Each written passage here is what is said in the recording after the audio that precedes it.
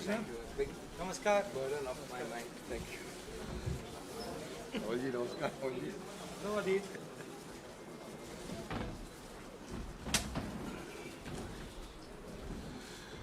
साथियों नमस्कार। कांग्रेस अध्यक्ष और पूर्व कांग्रेस अध्यक्ष का स्वागत है। जैसा कि मैंने आपको पहले ही बताया है, पहले कांग्रेस अध्यक्ष कुछ बातें कहेंगे, आपके समक्ष रखेंगे। उसके बाद कांग्रेस अध्यक्ष, पूर्व कांग्रेस अध्यक्ष और हमारे जनरल सेक्रेटरी संगठन के केसी वेणुगोपाल जी वापस तमिलनाडु की मीटिंग में जाएंगे और ये प्रेस कॉन्फ्रेंस अभिषेक सिंघवी जी और अधीर रंजन जी लेंगे। आपके सारे सवालों का जवाब सिंघवी साहब और अधीर रंजन जी देंगे। तो पहले मैं गुजारिश करूंगा कांग्रेस अध्यक्ष को कि आपको संबोधित करें। माननीय मल्लिकार्जुन खड़गे जी।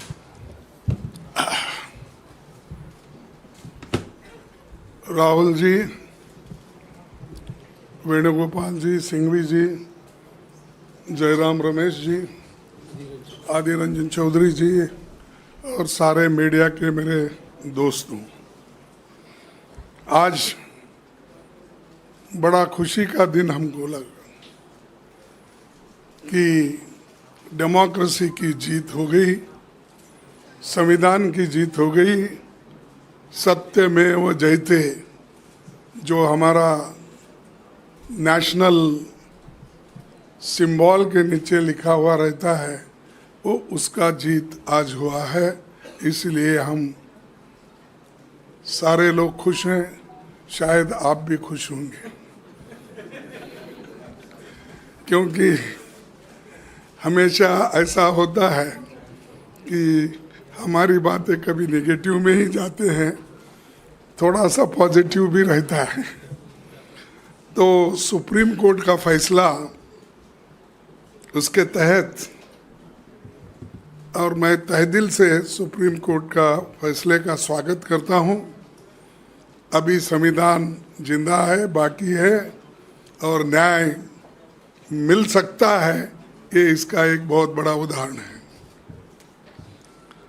संविधान, लोकतंत्र और भारत के आम लोगों की ये जीत हो गई है। सिर्फ राहुल गांधी जी का जीत नहीं है, सारे भारत के जनता की जीत है और डेमोक्रेसी की जीत है और संविधान के उसूलों की जीत है। इसीलिए एक बहुत बड़ा फायदा देश के लोगों को हुआ है। जो एक व्यक्ति लड़ता है सच्चाई के लिए, देश के हित के लिए और देश को मजबूती लाने के लिए, देश के युवाओं के लिए, देश में जो महंगाई बढ़ रही है, महंगाई के खिलाफ जो व्यक्ति लड़ते लड़ते और लोगों को जागृत करते करते कन्याकुमारी से लेकर कश्मीर तक 4000 किलोमीटर से भी ज़्यादा चल के गरीबों से मिले, बच्चों से मिले, डॉक्टर, इंजीनियर, सभी लोगों से मिले। और आज मैं समझता हूँ उन सब की दुआएं हमारे साथ है, इसीलिए ये लोगों का जीत है, मैं ये कह सकता हूँ। और ये तो लोकतंत्र की जीत गूंजेगी और राहुल गांधी जी को हटाने में, डिस्क्वालीफाई करने में सिर्फ 24 घंटे में सब कुछ हुआ। अब देखेंगे अब कितने घंटे में उनको रीइंस्टेट करते हैं, क्योंकि डिस्क्वालीफाई करने के लिए तो उनको टाइम ही नहीं आया। जजमेंट गुजरात, ये तो दिल्ली का जजमेंट है, बहुत आस्था नज़दीक है बहुत ही। अब गुजरात से आने आया जो ये था, उसको उन्होंने 24 घंटे लगा के उसमें सब डिस्क्वालीफाई करे, बाकी सारी चीज़ें करे, बाहर निकाले, सब कुछ हुआ। लेकिन दिल्ली के सुप्रीम कोर्ट और हमारा जो पार्लियामेंट है, हार्डली ये सिर्फ किलोमीटरों पे है, तो वो 2500 से 600 किलोमीटर था। तो इसलिए मैं चाहता हूँ कि शायद रात में वो रीइंस्टेट करते हैं, क्या अभी करते हैं, कितना वक्त लेते हैं, हमको अब देखना चाहिए। हम देखेंगे और इंतज़ार करेंगे। अब इतना बड़ा इंतज़ार किए तो ये जो बाकी उनके ऑर्डर का भी हम इंतज़ार करेंगे। और मोदी सरकार को और बीजेपी लोगों को थोड़ा, अरे भाई हम क्या गलती किए, ये करना नहीं था, ऐसा तो थोड़ा लगा होगा। चाहे वो मन में ही बोलते होंगे या बाहर बोलने को थोड़ा कष्ट होता होगा, लेकिन मैं उस पर टिप्पणी नहीं करना चाहता हूँ, क्योंकि अभी आगे हमारा लड़ाई जारी रहने वाला है। तो इसलिए मैं इतना ही कहूँगा कि ये लोगों की जीत है, वोटरों की जीत है, और वायनाड के नागरिकों की और वोटर की ये जीत है। वहाँ के लोग भी बड़े खुश हैं और वायनाड के लोग जीत से अब सब जगह ये अपनी जीत मना रहे हैं। तो मैं ज़्यादा न बोलते हुए बाकी के डिटेल में सिंघवी साहब बोलेंगे और चौधरी साहब भी बोलेंगे और राहुल गांधी जी भी एक दो शब्द कहेंगे। तो इतना कह के मैं आपको यही कहूँगा कि आप भी हमारे साथ कभी कभी खड़े होते हैं, इसीलिए आप सबको भी नमस्कार और दो शब्द कहने के लिए मैं उनसे शुक्रिया खड़गे जी। मैं राहुल जी से गुजारिश करूंगा, क्योंकि वो हमारे बीच में मौजूद हैं, वो कुछ शब्द आपके सामने रखें। राहुल जी के बाद सिंघवी साहब और अधीर रंजन जी प्रेस कॉन्फ्रेंस करें। थैंक यू खारगे जी, आप सबका यहाँ बहुत बहुत स्वागत। आज नहीं तो कल, कल नहीं तो परसों सच्चाई की जीत होती है। मगर जो भी हो, मेरा रास्ता तो क्लियर है। मुझे क्या करना है, मेरा क्या काम है, उसके बारे में मेरे दिमाग में बिल्कुल क्लैरिटी है। जिन लोगों ने हमारी मदद की और जनता ने जो प्यार और सपोर्ट दिया, उसके लिए मैं बहुत बहुत धन्यवाद करता हूँ। Thank you. शुक्रिया राहुल जी, शुक्रिया खड़गे जी। Thank you.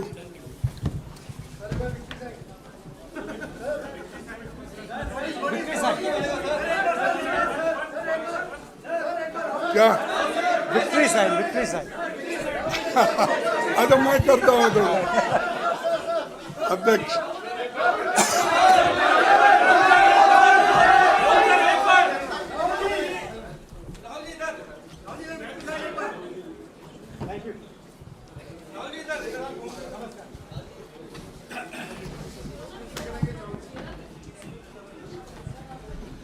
साथियों, अभी अभिषेक सिंघवी जी आपको संबोधित करेंगे। उसके बाद में कांग्रेस पार्टी के नेता, लोकसभा में हमारे संसदीय दल के नेता अधीर रंजन चौधरी जी भी आपको संबोधित करेंगे। अभिषेक सिंघवी जी।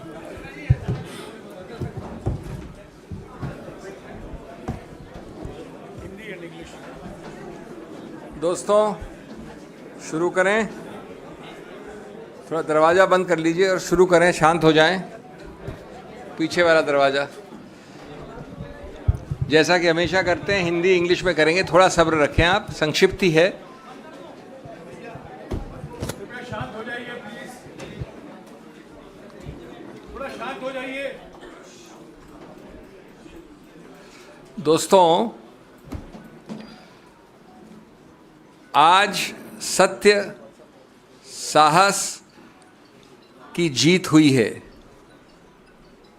ये केवल राहुल गांधी जी की जीत नहीं है, लोकतंत्र की जीत है, संविधान की जीत है और आम जनमानस की जीत है।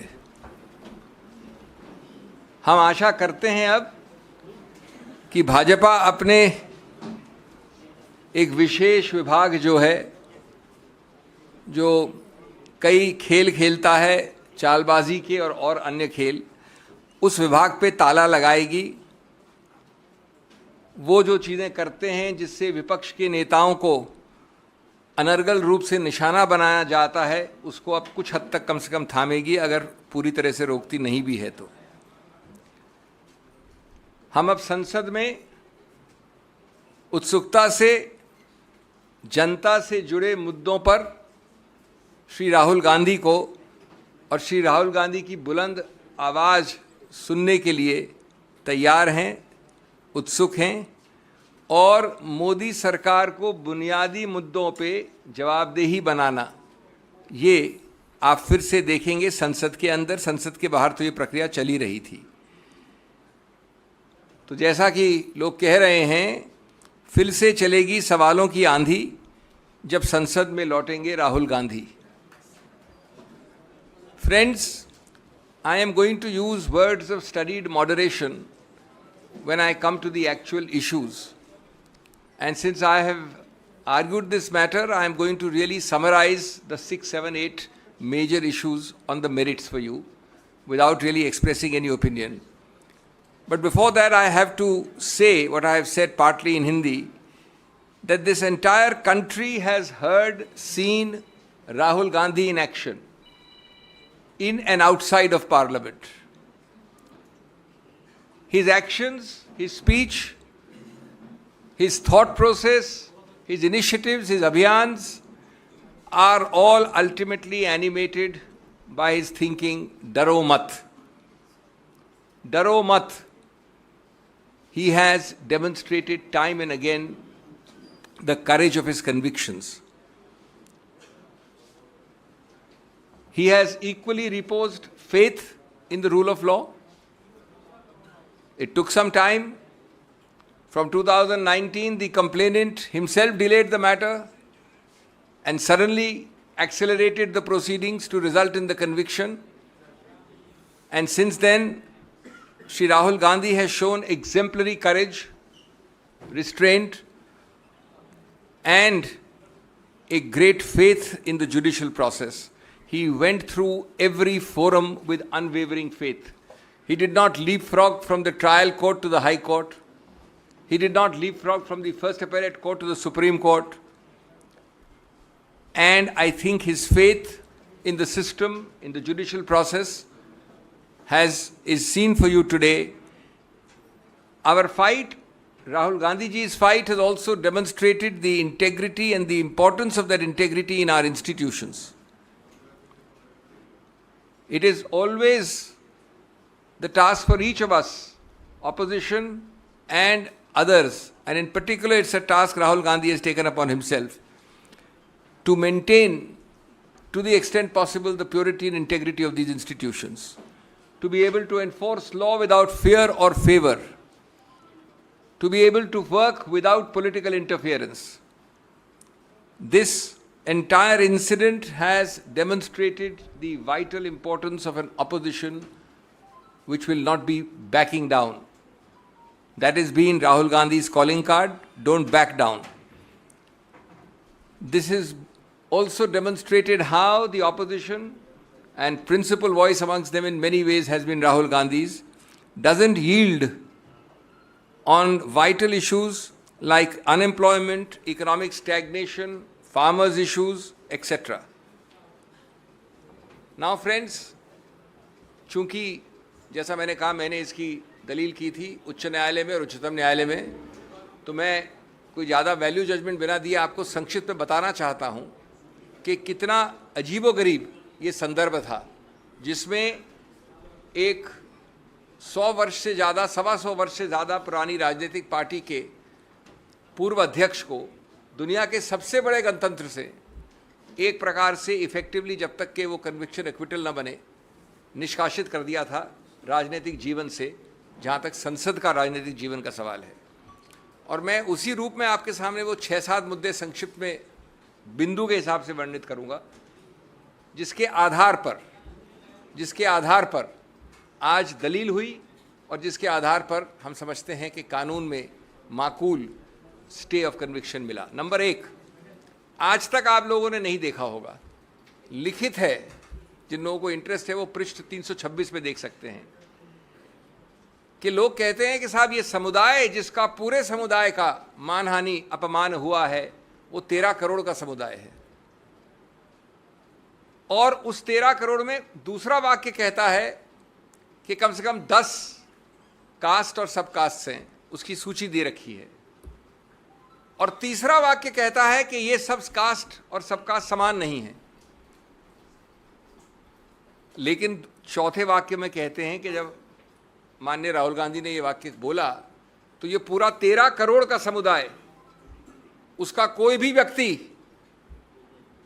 उठकर ऐसी याचिका डाल सकता है। ये पहला, और ये उस कानून, उस सिद्धांत के विरुद्ध है दोस्तों, जिसमें लिखा गया है बार बार, एक केस का नाम है सुब्रमण्यम स्वामी, दूसरे केस का नाम है नरसिम्हन, कि आप ऐसी मानहानि की याचिका सिर्फ एक identified, frozen, limited, circumscribed class, एक ऐसा वर्ग जिसको आप परिभाषित कर सकें, उसके विरुद्ध वही वर्ग उठ सकता है। दैट इज, हमने पहला मुद्दा उठाया। दूसरा मुद्दा, माननीय उच्च न्यायालय ने एक बड़ा अजीबोगरीब वाक्य दिया है, पूरा एक पैराग्राफ इसके ऊपर लिखा है, जो ये दोनों चीज़ें आज तक नहीं हुई, 13 करोड़ वाली भी और जो अब मैं बोलने जा रहा हूँ। कहा है कि भाई ये मॉरल टर्पिट्यूड भी है, अत्यंत गंभीर है, अत्यंत भर्त्सना योग्य ऑफेंस है। तो मैंने विनम्रता से कहा उच्चतम न्यायालय को कि माननीय न्यायाधीश साहब, आज तक हमने ये नहीं सुना कि जिस ऑफेंस का सबसे ज़्यादा मैक्सिमम पनिशमेंट 2 वर्ष हो, उसको मॉरल टर्पिट्यूड भी कह दो और गंभीर भी कह दो और भर्त्सना योग्य भी कह दो। फिर हमने बताया कि इस पूरे आईपीसी में, जिसमें कि सैकड़ों ऑफेंसेस हैं, उनमें 22 ऐसे प्रावधान हैं, जिसमें सिर्फ 22 जिसमें सिंपल इम्प्रिजनमेंट है। उन 22 में से एक है ये प्रावधान मानहानि वाला। तो विधायिका ने तो कभी समझा नहीं इसको इतना गंभीर। आप जो याचक हैं, कंप्लेनेंट है, उन्होंने बहुत ज़्यादा गंभीर बोल दिया और उसके ऊपर उच्च न्यायालय ने लिख दिया। तीसरा, ये बेलेबल है। बेलेबल का मतलब ये नहीं होता कि बेल मिल जाए, बेल मतलब होता है कि बिना कोर्ट जाए आपको पुलिस बेल दे सकती है। ये सिर्फ कम जघन्य अपराधों के लिए ऐसा प्रावधान होता है। नंबर 4, नॉन कॉग्निजेबल है। जैसा आप जानते हैं कि थोड़ा भी ज़्यादा अगर गंभीर या जघन्य अपराध है तो पुलिस अफसर बिना वारंट के आपको गिरफ्तार कर सकता है। नॉन कॉग्निजेबल मतलब होता है वो अपराध जो कम जघन्य हैं, कम गंभीर हैं, उसमें आपको वारंट चाहिए, आप जाके किसी को पकड़ नहीं सकते। और उसके ऊपर कंपाउंडेबल 2 तरह के होते हैं। एक होता है कि अगर हमारा झगड़ा हुआ तो हमने प्राइवेटली कंपाउंड कर लिया, 2 निजी रूप से इंडिविजुअल ने, स्टेट नहीं आता उसमें कहीं। दूसरा होता है कि आपको स्टेट की अनुमति चाहिए, स्टेट वाले ज़्यादा जघन्य, ज़्यादा गंभीर अपराध होते हैं। तो ये अपराध कंपाउंडेबल है 2 निजी व्यक्ति विशेष के बीच में। तो हमने पूछा कि आज तक कभी नहीं हुआ कि आपने जघन्य भी बोल दिया, भर्त्सना योग्य भी बोल दिया और गंभीर भी बोल दिया, एक ऐसी चीज़ के बारे में जो बेलेबल है, नॉन कॉग्निजेबल है, कंपाउंडेबल है, 2 वर्ष का है, सिंपल इम्प्रिजनमेंट है। तीसरा, 13 करोड़ का समुदाय मानहानि कोई एक व्यक्ति कर सकता है। ये कानून उच्च न्यायालय ने बताया, आपको हमको सिखाया है नया। कोई अमुक व्यक्ति, केरला से कश्मीर, असम से गुजरात, लेकिन साथ साथ ये पूछा आपने, हमारी चार्ट में 13 ऐसे केसेस हैं। ऐसा कैसे हुआ भैया कि सभी के सभी 13 केसेस उस 13 करोड़ के समुदाय में से जो 13 केसेस फाइल हुए वो सभी भाजपा के कार्यकर्ताओं ने किए? ये अजीब सा समुदाय है जिसमें सिर्फ भाजपा के कार्यकर्ता ही जगते हैं कंप्लेनेंट के रूप में। ये हमारा तीसरा बिंदु था। चौथा बिंदु था कि आपने ये नहीं देखा कि अपने निर्णय में एक नया ऑफेंस डाल दिया है जो याचक ने भी नहीं कहा था। एक प्रावधान है 171G representation of peoples act में, उसमें यह है कि अगर 2 कैंडिडेट जो इलेक्शन लड़ रहे हैं वो एक दूसरे को किसी रूप से गंदे शब्दों का इस्तेमाल करते हैं तो ये लिख दिया है माननीय उच्च न्यायालय। लेकिन 171G तो न याचक का केस था ना हमारा केस था, किसी ने रेज ही नहीं किया था। उसको पूरा ऑफेंस करके माननीय राहुल गांधी जी को दंडित भी कर दिया उस पैराग्राफ पे। हमने ये सब बताया कि इससे मालूम होता है कि उच्च न्यायालय का निर्णय एक बिल्कुल गलत, विकृत इत्यादि निर्णय है और इसलिए इसको तुरंत स्टे करना चाहिए। इसके अलावा हमने कई और चीज़ें दी हैं जिनको मैं आपको तकनीकी रूप से नहीं बताऊंगा, सिवाय इसके कि जो मूल वाक्य है, जो कि 3 पृष्ठ की राजनीतिक स्पीच में कोलार में 1.5 वाक्य या 3 लाइन का वाक्य बनता है, उसको सिद्ध करने के लिए जो एविडेंस एक्ट में एक सर्टिफिकेट चाहिए, वो आज तक किसी ने उपलब्ध नहीं करवाया। तो प्राथमिक रूप से ट्रायल कोर्ट ने कन्विक्ट कर दिया श्री राहुल गांधी को, लेकिन स्पीच अभी तक कानूनी रूप से सिद्ध नहीं हुई है।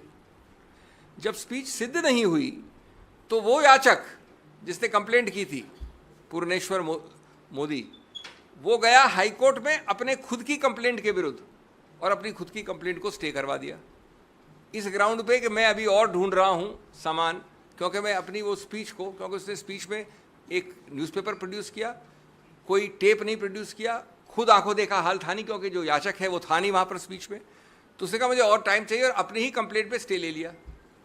1.5 साल बाद जब उसने अपनी ही कंप्लेंट का स्टे हटाया और ये कन्विक्शन लिया, तो ये नहीं बताया कि उस 1.5 साल में उसने नया क्या ढूंढा था जिस कारण से उसने स्टे लिया था। कोई नया तथ्य नहीं निकला था। तो एक प्रकार से कन्विक्शन दिया गया है एक ऐसी कंप्लेंट में जहाँ ये वाक्य सिद्ध ही नहीं हुआ है एविडेंस एक्ट के नियमों के अनुसार। जब ये दिखा कि ये सिद्ध नहीं हुआ है, न उसमें किसी आंखों देखा हाल है, न टेप है, टेप को आपने सर्टिफिकेट अंडर 65B के अनुसार सिद्ध नहीं किया है, इत्यादि इत्यादि, तो 5वां बिंदु, इन्होंने एक व्यक्ति को खड़ा किया, गणेश विज है उसका नाम, जो बीजेपी का काफ़ी उच्च स्तर का कार्यकर्ता है, सांस्कृतिक विभाग का अध्यक्ष है। उसका नाम कंप्लेंट में नहीं है, उसका नाम विटनेस लिस्ट में नहीं है, वो कभी आगे आया नहीं। 1.25 साल कंप्लेंट के बाद, 1.25 साल होता है 1 महीना, 1 साल 9 महीना, उन्होंने इसको खड़ा कर दिया बीजेपी कार्यकर्ता को कि मैं वहाँ था खड़ा हुआ, मेरी आंखों देखी हाल है, मैंने स्पीच सुनी थी। तो जिसको हम कहते हैं अंग्रेजी में वर्थलेस विटनेस, उस विटनेस का कोई भी आप उसके ऊपर आप आधार नहीं कर सकते, आधारित नहीं कर सकते अपने कन्विक्शन को। इसके अलावा कई और मुद्दे हैं। एक मुद्दा जो पूरी तरह से देखा भी नहीं उच्च न्यायालय ने, कि आप कब तक जो जनता जन समुदाय है वायनाड का, उनको वंचित रखेंगे एक चुनावित व्यक्ति द्वारा। ये कानून में एक मुद्दा है, मैं सिर्फ राजनीति की बात नहीं कर रहा हूँ, कानून में ये अहम मुद्दा माना जाता है कि क्यों आप कन्विक्शन स्टे करें। 7वां मुद्दा जिस पे बहुत अहमियत दी है, जो ऑर्डर में भी आप पढ़ेंगे शाम को, जो ऑर्डर आएगा, तो हमने बहस की थी कि अगर 11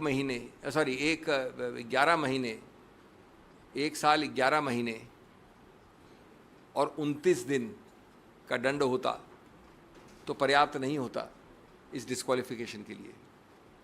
ये आवश्यक है कि 2 साल का हो, नहीं तो डिस्क्वालिफिकेशन लागू नहीं होता। अब रोचक बात यह है कि 2 साल इस दंड के लिए मैक्सिमम है, और आज तक जिन लोगों को इसका अनुभव है वो जानते हैं कि 2 साल का कभी भी दंड जो मैक्सिमम पनिशमेंट होता है नहीं दिया गया है। लेकिन उसको छोड़िए, अगर आपको मैक्सिमम पनिशमेंट देना है दंड, तो जो आप सेंटेंसिंग की कार्रवाई कन्विक्शन की कार्रवाई से अलग होती है। मैं पहले कन्विक्ट कर दूंगा आपको, उसके बाद मेरे को अलग एक सुनवाई करनी होती है सेंटेंसिंग में। तो माननीय जज ने कहीं ये कोई कारण नहीं दिया, कोई औचित्य नहीं बताया कि क्यों हमने आपको 2 वर्ष का मैक्सिमम अधिकतम दंड दिया है। अगर उन्होंने कोई कारण नहीं बताया, 15 मिनट में सेंटेंसिंग, राहुल गांधी जी गए थे कोर्ट, तो अगर आप कारण नहीं बताओगे तो उसका आधार नहीं होगा, तो 2 वर्ष कैसे आपने लागू किए एक साथ। 8वां, उन्होंने कहा कि ये तो हैबिचुअल ऑफेंडर हैं। हमने चार्ट दिखाई, 13 केसेस में 1 में भी कन्विक्ट नहीं हुए राहुल गांधी जी, 1 में भी। सबके सब 13 केसेस बीजेपी कार्यकर्ताओं द्वारा हैं। मैं आपको एक केस कार्यकर्ता द्वारा फाइल करके मैं कह दूंगा कन्विक्ट हो आप।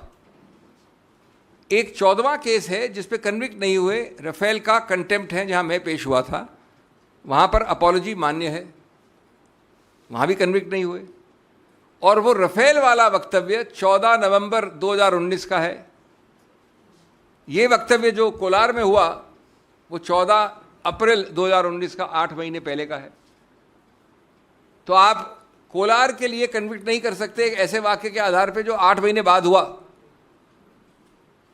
इस प्रकार के मैं आपको कई और मुद्दे दे सकता हूं। इसका मूल उद्देश्य क्या है? मूल उद्देश्य है ये बताना कि ये कन्विक्शन हमारा पूरा विश्वास और आशा है, हमारा हौसला है कि निकट भविष्य में ये कन्विक्शन एक्विटल में बदल जाएगा। अपील इसकी चल रही है, कन्विक्शन की बात कर रहा हूँ।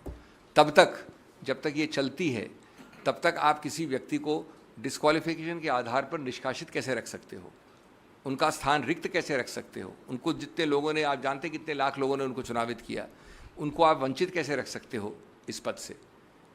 और इसलिए बैलेंस ऑफ कन्वीनियंस चाहती है कि ऐसे केस में आपको स्टे करना चाहिए। हमारी दलील मान के उन्होंने स्टे किया। अब अंतिम बात हिंदी में, अगर ज़रूरत होगी तो मैं संक्षेप में अंग्रेजी में बोल सकता हूँ। उसमें ऑर्डर जो शाम को आएगा उसमें उन्होंने 2 लाइन ज़रूर कही हैं कि अगर श्री राहुल गांधी को जो उच्चतम न्यायालय का आदेश है उसका आभास होता तो शायद वो और रिस्ट्रेंट रखते। इसमें मैं आपको 2-3 चीज़ें विनम्रता से कहना चाहूँगा। आप मूल मुद्दे की बात करिए जो कन्विक्शन स्टे है, उस पर आप बात नहीं करना चाहते हो, इसलिए आप ये 2 वाक्य को ऐसे पढ़ रहे हो जैसे कि उच्चतम न्यायालय ने कुछ कहा है। मूल मुद्दा है कि आपने स्टे करना है कि नहीं कन्विक्शन को, और वो स्टे हो गया है। दूसरा जो ये जिक्र है इसका, उसमें ये लिखा है कि अगर ये रफेल वाला ऑर्डर पहले आया होता, ये तो हम दोनों की बात, मानी हुई बात है कि रफेल का ऑर्डर 8 महीने बाद आया था, तो इसलिए उसका कोई लागू होने का सवाल नहीं उठता। बार बार निचले कोर्ट्स में भी ये प्रयत्न किया गया, सीधे या परोक्ष रूप से, कि श्री राहुल गांधी माफ़ी मांगे। आज की बात नहीं कर रहा हूँ मैं, निचले कोर्ट्स की बात कर रहा हूँ। क्यों? क्योंकि आपको उस पर राजनीतिक नंबर बनाने थे, आपको विकृत करना था, आपको पक्ष एक ऐसा रखना था कोर्ट के जनता के सामने जो गलत है। श्री राहुल गांधी ने बार बार कहा है कि वो सिद्धांत पे लड़े हैं। उनका बिल्कुल कोई रूप से ये इरादा नहीं था। इरादा वाला हमारा एक 8वां पॉइंट था कि जो प्रावधान है 499, उसमें इरादा चाहिए, बद इरादा चाहिए, गलत इंटेंट चाहिए। और इसमें एक बड़ा रोचक वाक्य है एविडेंस वाले का कि मुझे राहुल गांधी के बद इरादे के बारे में कोई ज्ञान नहीं है, कोई संज्ञान नहीं है। ये लिखा है उन्होंने, कंप्लेनेंट ने। तो हमने ये कहा कि जब ये है सिचुएशन तो आपको किसी रूप से ये कन्विक्शन स्टैंड नहीं होना चाहिए। हमारी दलील मानी गई, पूरी तरह से बहस दूसरी तरफ से भी हुई थी, इसलिए ये बहुत ही संतुलित ऑर्डर है। जैसा मैंने कहा, ये विजय है लोकतंत्र, गणतंत्र की, लोगों की, सिद्धांतों की, संविधान की और कानून की। बहुत बहुत धन्यवाद। शुक्रिया अभिषेक जी। सुप्रीम कोर्ट के आदेश के बाद अगला कदम लोकसभा में स्पीकर को लेना।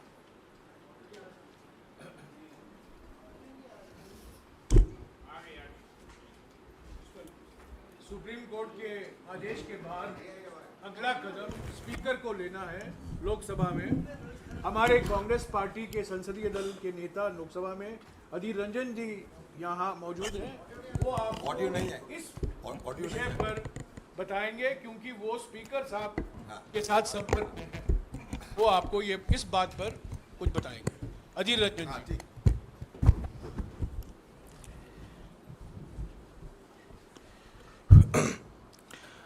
आप सबको नमस्कार। हमारे कानून विशारद अभिषेक मनु सिंघवी जी सारे मुद्दे को विस्तार से बयान किए हैं। नया कुछ कहने की ज़रूरत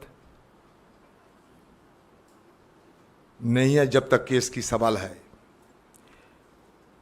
जयराम जी कह दिए हैं कि अगले हमें क्या करना है ये हम तय करते हैं। आज जिस वक्त ये खबर आके पहुँचे कि हमारे अभिषेक मनु सिंघवी की अगुवाई में सुप्रीम कोर्ट में जो कानूनी लड़ाई हम लड़ी थी, उसमें राहुल गांधी जी की राहत मिले, तब सही महीनों में हम सबको अंदर एक खुशी की लहर बह गए। सदन में राहुल गांधी जी की नदारद अनुपस्थिति बराबर हमें महसूस होते ही रहते। कोई अगर काम में राजनीतिक कारणों से राहुल गांधी जी कहीं व्यस्त रहे, अलग बात है, लेकिन सदन में राहुल गांधी जी की आने में पाबंदी, सदन में आने की अधिकार जब से छीन लिए गए थे, तब सही महीनों में हम लोग बड़े दुखी थे।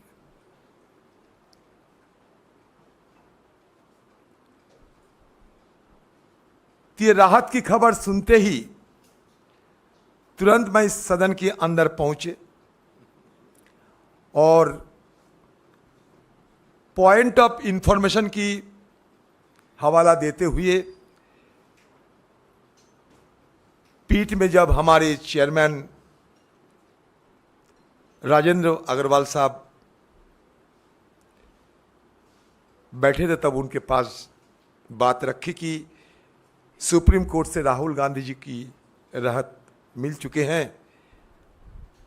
अब सारे पाबंदी हटा के जल्द से जल्द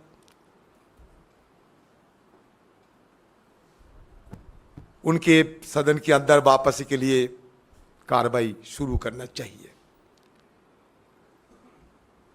उनकी सदस्यता जिस त्वरित गति से संपन्न हुई थी, आप सबको जानकारी है कितनी त्वरित गति से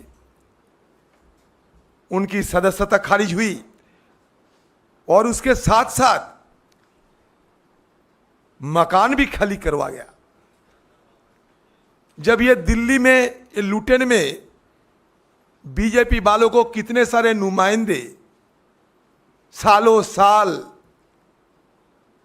अपने बंगला में विराजमान रहते हैं, वो भी सदस्य ना होने के बावजूद, लेकिन वो परिवार, जिस परिवार हिंदुस्तान को तीन प्रधानमंत्री दिए हैं, जिस परिवार हिंदुस्तान के लिए एक नहीं दो बलिदान किए हैं, उस परिवार की सदस्य राहुल गांधी जी को मान लीजिए धक्का मारते हुए उनकी घर खाली करवा गया। इस तरीके की वेदना, निर्ममता साथ लेकर हम लोग चलते थे, लेकिन भरोसा तो थी कि आज नहीं तो कल सच्चाई की जरूर जीत होंगे, और वो आज हुआ है। हिम्मत ना खोना, सिर्फ आगे बढ़ते रहना। जो कहते हैं ये तेरा बस की नहीं, उन्हें कुछ करके दिखाना, यही मकसद लेकर चलते चलते आज राहुल गांधी जी की सच्चाई साबित हो चुके हैं। सनद रहे कि हमारे देश की और सभ्यता की सबसे बड़ा पहचान होते हैं सत्यमेव जयते। आज जीत हुई सच्चाई की, हिंदुस्तान की करोड़ों की आम लोगों को आशीर्वाद, दुआ, समर्थन राहुल गांधी जी की सबसे बड़ा ताकत थी, और इसी ताकत के बदौलत उन्होंने आज जीत हासिल किए हैं। अभी सदन की अंदर जाना बाकी है। स्पीकर से मुलाकात कर चुके हैं मैंने, और स्पीकर साहब को दरखास्त भी किए हैं, गुजारिश भी किए हैं कि जिस त्वरित गति से राहुल गांधी जी की बरखास्त हुई थी, उस त्वरित गति से ही उनको दोबारा वापस लाना चाहिए। स्पीकर साहब ने मुझे कहा कि सुप्रीम कोर्ट से जो कागजात है वो कागजात जल्द से जल्द हमारे हवाले कीजिए, बाकी हम क्या किया जाए देखते हैं। मैंने कहा स्पीकर साहब, यह सदन की गरिमा आपके हाथ में है, यह सदन की अभिभावक हो आप, सदन की हर सदस्य सदस्या सबकी सुरक्षा आपको देना है। राहुल गांधी जी की जल्द से जल्द वापस लाके उनको अधिकार दिलाइए। मंगलवार को सदन में अविश्वास प्रस्ताव पर चर्चा शुरू होने वाला है। यह चर्चा की चलते दिन रात सदन के अंदर सदन की बाहर हम सब गुहार लगाते आ रहे हैं। टालते टालते टालते टालते 8 तारीख को सदन में अविश्वास प्रस्ताव चर्चा के लिए दिन तय किए गए, जो कि बहुत पहले करना चाहिए था। और नियमों के मुताबिक जब अविश्वास प्रस्ताव सदन में लाए जाते, जिसकी मान्यता दिया जाते स्पीकर की तरफ से, उस समय बिना अविश्वास प्रस्ताव कोई विधेयक पारित नहीं होना चाहिए। ये हमारा नियमों के मुताबिक, परंपरा के मुताबिक। लेकिन फिर भी रोजाना ये सरकार सदन में बिना चर्चा एक के बाद एक विधेयक धड़ल्ले से पारित करते जा रहे हैं। ये परंपरा के खिलाफ सदन की हालात देखकर हम लोग सब बड़े परेशान हैं। आज तक हिंदुस्तान की ये पार्लियामेंट में, सदन में कभी ऐसा नजीर नहीं हुई थी जब अविश्वास प्रस्ताव स्पीकर साहब की टेबल पे अविश्वास प्रस्ताव पे चर्चा नहीं हुई और दूसरी तरफ एक के बाद एक विधेयक पारित होते गए। तो इसलिए हमारी तरफ से हम सोचे हैं, हमारे नेतागण को भी मैं ये बात रखे हैं, गुजारिश किए हैं कि अविश्वास प्रस्ताव पे राहुल गांधी जी को शिरकत करना जरूरी है। और अविश्वास प्रस्ताव की चर्चा शुरू होने का पहले ही राहुल गांधी जी को सदन के अंदर वापस लाने की इजाजत हमारे स्पीकर साहब दें। इसके चलते आज से हम लोग पहल शुरू कर दिए हैं और जल्द से जल्द राहुल गांधी की वापसी के लिए हर संभव प्रयास हम करते रहेंगे। न संघर्ष न तकलीफ, मजा क्या है जीने में। बराबर तूफान थम जाएगी जब आग लगी हो सीने में।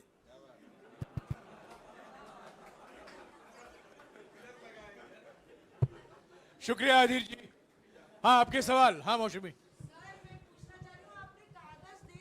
सुप्रीम कोर्ट वाले जो आप कह रहे हैं कि दिए, ये पता नहीं। एक चीज बताना चाहता था इसी विषय में।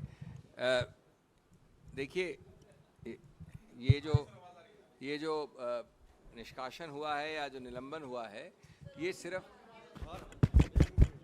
जो भी निलंबन या निष्कासन हुआ है, ये पूरा परिणाम स्वरूप है। परिणाम किस चीज का है? जो मूल आदेश है कन्विक्शन का। जब नीचे की नींव हट जाए तो इमारत नहीं रह सकती। जब मूल हट जाए तो परिणाम नहीं रह सकता, नंबर एक। नंबर दो, इसके लिए भी अभी हाल में हमको एक प्रेसिडेंट मिल गया है और रोचक है कि मैं उसमें भी अपेयर हुआ था। माननीय लक्षद्वीप के जो सांसद हैं उनके लिए जिस गति की बात कर रहे हैं भाई अधीर जी, या जिस दिशा की बात कर रहे हैं, उसमें 1.5 महीने तक उस सांसद को 1.25 महीने तक मिल गया स्टे ऑर्डर उच्च न्यायालय केरला से। उसके बाद भी इस प्रकार की दलीलों के आधार पर उनको एंट्री पत्र नहीं दिया गया।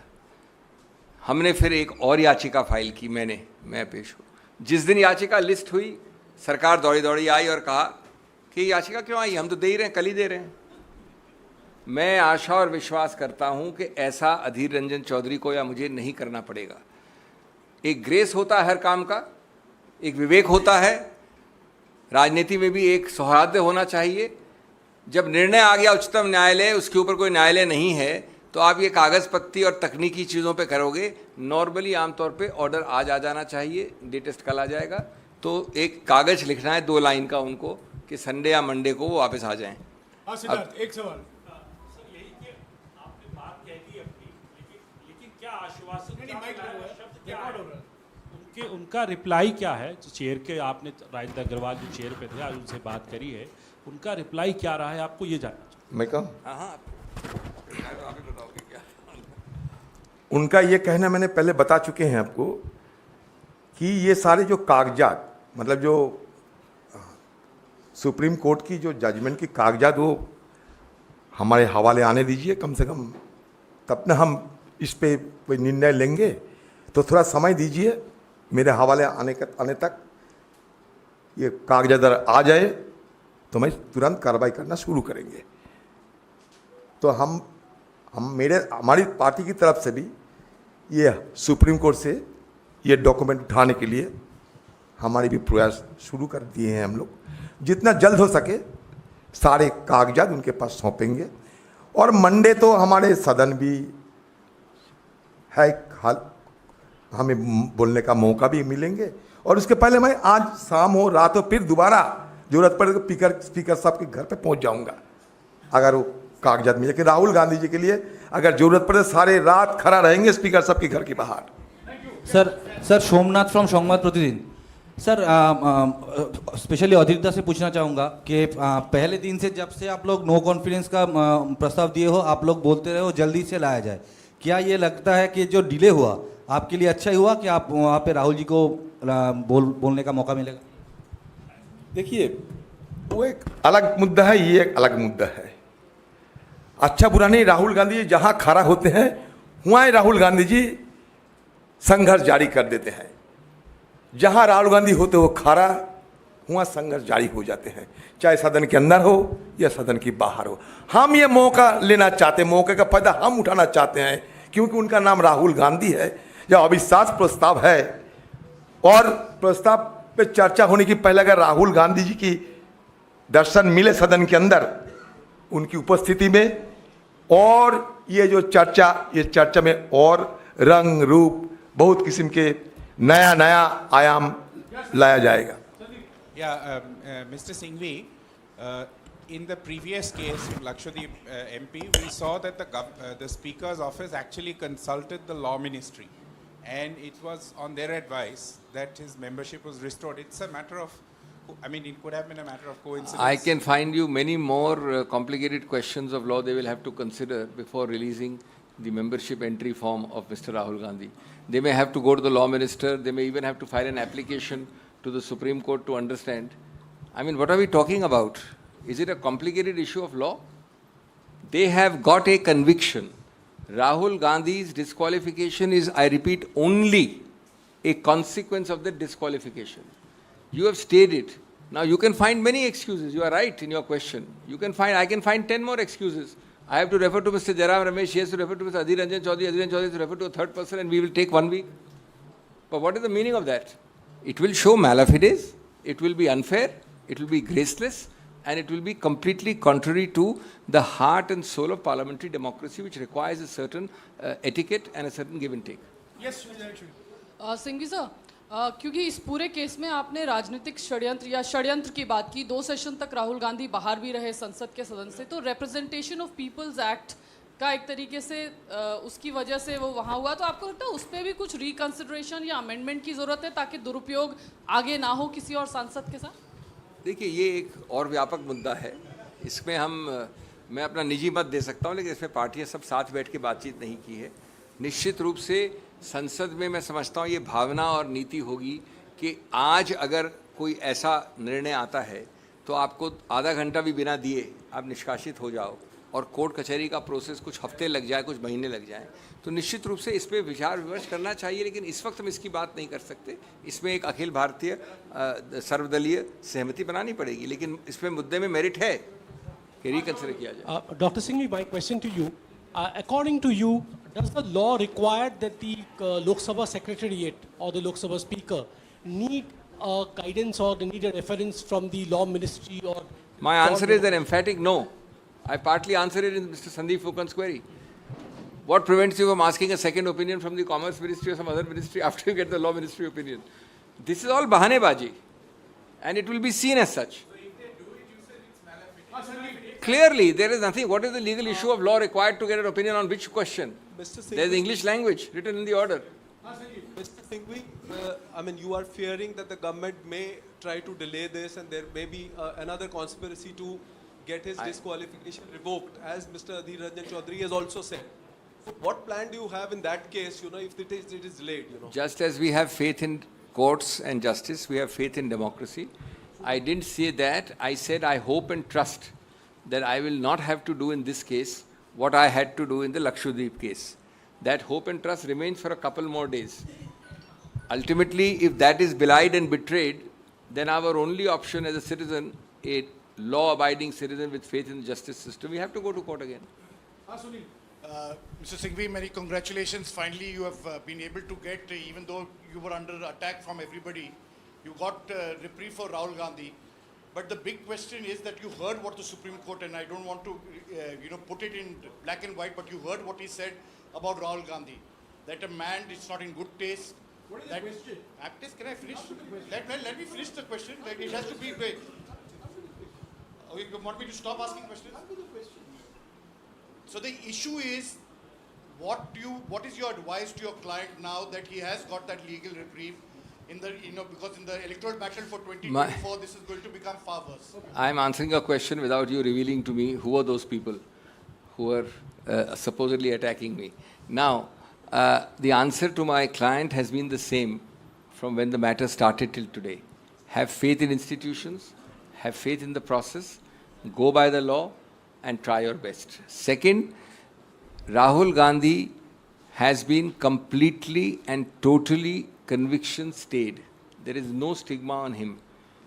A sentence which says that had that judgment come earlier, things might have been different. Certainly, people who want to be selective, people who want to be partial, people who want to be motivated, I'm not saying you, I'm saying people who will misread it, people who want to distort an order, it is like looking at the hair at the end of the tail and ignoring both the tail and the dog. Sir, supreme court का observation में ये भी था कि अगर defamation के लिए conviction हो रहा है तो ऐसा क्यों है कि जो सज़ा है वो 2 साल की हुई या वो कम क्यों नहीं हो सकती थी, और आप लोगों ने अपने हलफनामे में भी कुछ इस तरह की बात कही है, तो क्या रिप्रेजेंटेशन ऑफ पीपल एक्ट में कुछ चेंज के लिए भी आप लोग कोशिश करेंगे? देखिए, मैंने जैसा कहा अभी उन महिला के प्रश्न में कि ये थोड़ा व्यापक प्रश्न है, बाद में हम सर्वदलीय स्तर पे बात कर सकते हैं, लेकिन जो मूल मुद्दा है वो महत्वपूर्ण है कि आपने अंतिम अधिकतम दंड लगाया, उसका कोई कारण नहीं दिया आपने। ये दंड 1 साल और 6 महीने क्यों नहीं है, 1 साल 9 महीने क्यों नहीं है, 1 साल 11 महीने 29 दिन क्यों नहीं है, ये जैसे कहीं नहीं बताया आपको। तो आप सीधा अगर 0 से अधिकतम सेंटेंस दंड लगाते हैं और कोई कारण नहीं देते हैं और आप जानते हैं कि उस दंड का परिणाम एक ही होता है, डिस्क्वालिफिकेशन, तो गलत है। ये कहा है उन्होंने। अधीर जी, मेरा सवाल आपसे है, मैं शिवानी हूँ, टाइम्स नाउ नवभारत से। आपने क्योंकि बात यहाँ पर उठाई थी कि उनको सांसद उनको हटा दिया गया था और सबसे निर्मम बात आपको ये लगी कि बंगला भी खाली कराया गया। अब जब उनकी सांसदी बहाल होती है, क्या कोशिश आप लोगों की ये भी होगी कि उनको वापस वो बंगला मिले जिससे ये अधिकार की बात है, कहीं दया की नहीं। मोदी जी से, सरकार से कोई दया या भीख नहीं मांगते हैं हम लोग। जो अधिकार है, अधिकार के तहत जो जो मिल रहा है मिलेंगे। तो क्या उसी घर के लिए आप लोग प्रयास नहीं, ऐसा कोई बात नहीं है। हम आपको क्या कहा, हमको भीख नहीं मांगने वाला, कोई दया नहीं मांगने वाला। जो अधिकार के तहत जो मिलने वाला वही हम लेंगे। अधिकार की बात है ये। बिल्कुल एक ही है, आपसे ही है, ठीक है। तो कानूनी लड़ाई में आपको जीत मिली है, मुबारक हो। लेकिन आप लोगों ने कहा है कि ये लोकतंत्र की जीत है। बीजेपी के सांसद हैं, वो कह रहे हैं कि ये सुप्रीम कोर्ट से जो फैसला आया है ये लोकतंत्र की ही जीत है। लेकिन ये उस चीज के उलट है जो राहुल गांधी विदेश में कहते हैं कि देश में लोकतंत्र नहीं है। इस पर आप क्या रिएक्ट करेंगे? इसमें कोई रिएक्ट करने की आवश्यकता नहीं है। कोई ऐसे विकृत वाक्य को क्या रिएक्ट करें। राहुल गांधी ने आज तक न विदेश में न देश में कहा है कि लोकतंत्र नहीं।